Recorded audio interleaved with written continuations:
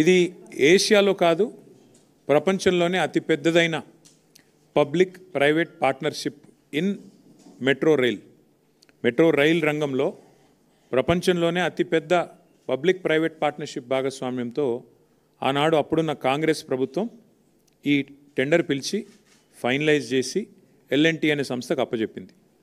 2014లో తెలంగాణ రాష్ట్రం ఏర్పడే నాటికి అప్పటికే ఒక 20% దాకా పని కూడా పూర్తయింది. పని మొదలైంది, పని ఒక 20% పూర్తయింది.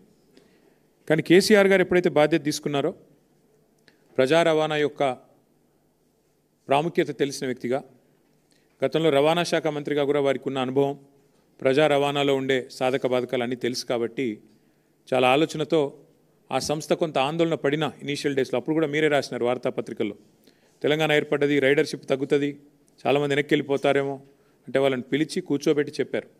ఈ నగరము ఇవాళ కొన్ని లక్షల మంది ఇక్కడ ఐటీ ఉద్యోగులు ఉన్నారు.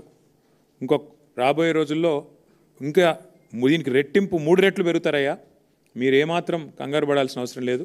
హైదరాబాద్ ఒక ఉజ్వల నగరంగా భారతదేశంలో కాదు ప్రపంచంలోనే పెరుగుతుంది అని చెప్పి వాళ్ళకి ధైర్యం చెప్పి, మీకు ఏం కాదు అని చెప్పి చాలా గట్టిగా ఆనాడు కేసీఆర్ గారు ధైర్యం ఇచ్చి మొత్తానికి 2014లో మేము బాధ్యత తీసుకుంటే 2017 కల్లా మెట్రో మొదటి దశ పూర్తి చేసి గౌరవ ప్రధానమంత్రి గారిని ఆ ప్రారంభోత్సవానికి కూడా 3 ఏళ్ల కాలంలోనే మొదటి దశ పూర్తి చేసి ఆహ్వానించి వారి చేతుల మీదుగానే 17లో మీకు గుర్తుండాలి నవంబర్ 29 నాడు మెట్రో మొదటి దశని సక్సెస్ఫుల్గా మాకు 20-25% పనితో కాంగ్రెస్ ప్రభుత్వం అప్పచెప్తే మేము మొదటి దశ పూర్తి చేసి మొదటి కారిడార్ను వితిన్ 3 years కంప్లీట్ చేసి మేము ఇనాగ్రేట్ చేయడం జరిగింది. అట్లాగే ఆ తర్వాత కోవిడ్ వచ్చినాక మీకు తెలుసు అన్ని ప్రజా రవాణాలు మొత్తం ఎక్కడికక్కడ స్తంభించిపోయే పరిస్థితి.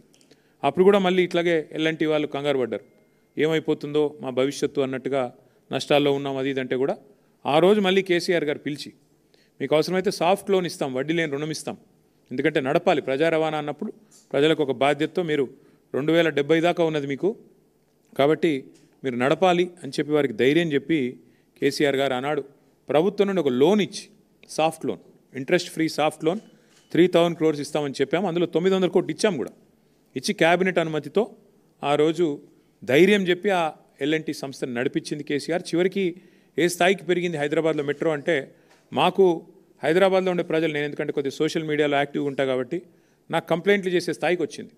సార్ మాకు కోచ్లు సరిపోతలేవు, 5 లక్షల మంది ఇలా ప్రయాణం చేస్తున్నారు ప్రతిరోజు, అమీర్పేట లాంటి చోట్ల పీక్ అవర్స్లో మీద పడుతున్నారు, సరిపోవట్లేదు, కోచ్లు పెంచండి, ట్రైన్లు పెంచండి అని అడిగే కాడికి మెట్రో రైడర్షిప్ కూడా పెరిగింది కేసీఆర్ గారి ప్రభుత్వంలో, బీఆర్ఎస్ ప్రభుత్వంలో.